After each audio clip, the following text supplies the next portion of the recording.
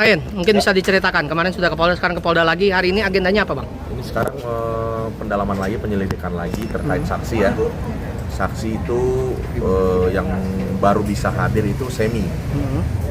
Teman baik saya, Semi Sumorangkir, diminta keterangan mengenai pertama kali itu runutan ceritanya kan dari yang undangan itu ya, yang typo, yang katanya typo itu. Jadi yang pertama kali share undangan yang ada isi Ryan porno itu, undangan debat itu Semi share ke saya. Nah tadi Semi sendiri kan didampingi lawyer ya mungkin ya. Berapa pertanyaan sendiri Bang kalau boleh tahu?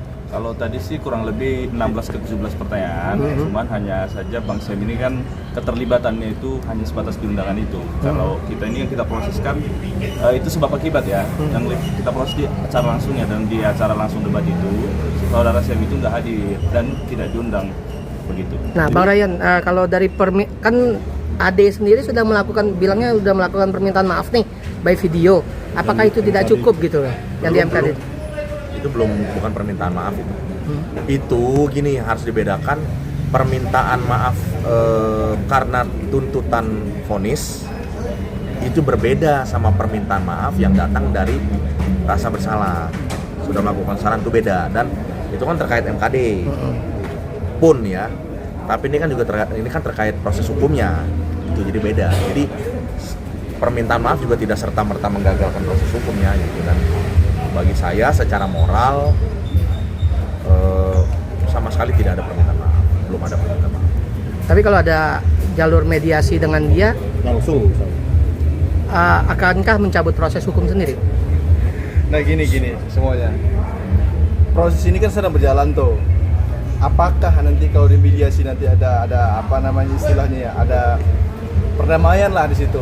Sampai saat ini klien kita Bung Ryan belum memikirkan ke sana. Ikutin proses dulu, termasuk yang dikatakan permintaan maaf tadi.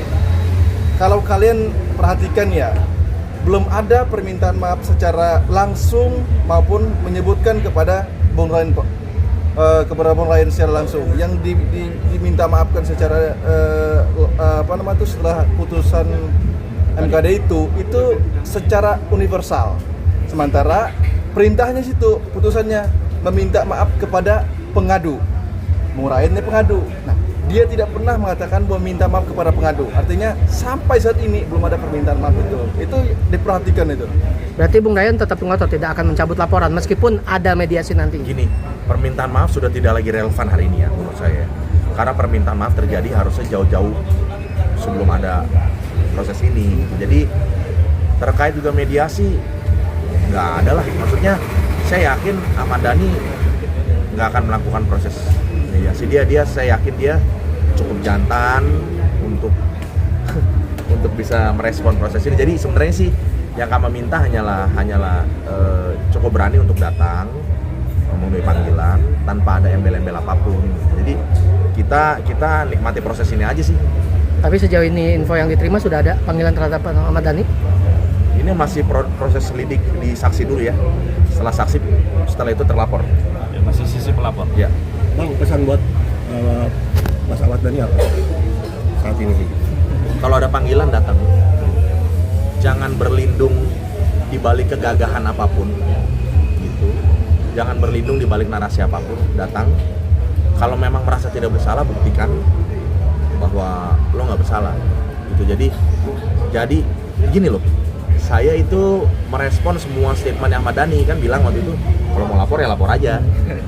Satu, kedua, gue ini bukan orang yang wise, gue ini orang yang radikal. Gitu. Jadi buktikan lah. Kalau orang radikal itu berarti dia tantangan seperti apapun datang dia nggak berlindung tuh, fight. Gitu. Oke. Terima kasih Mas.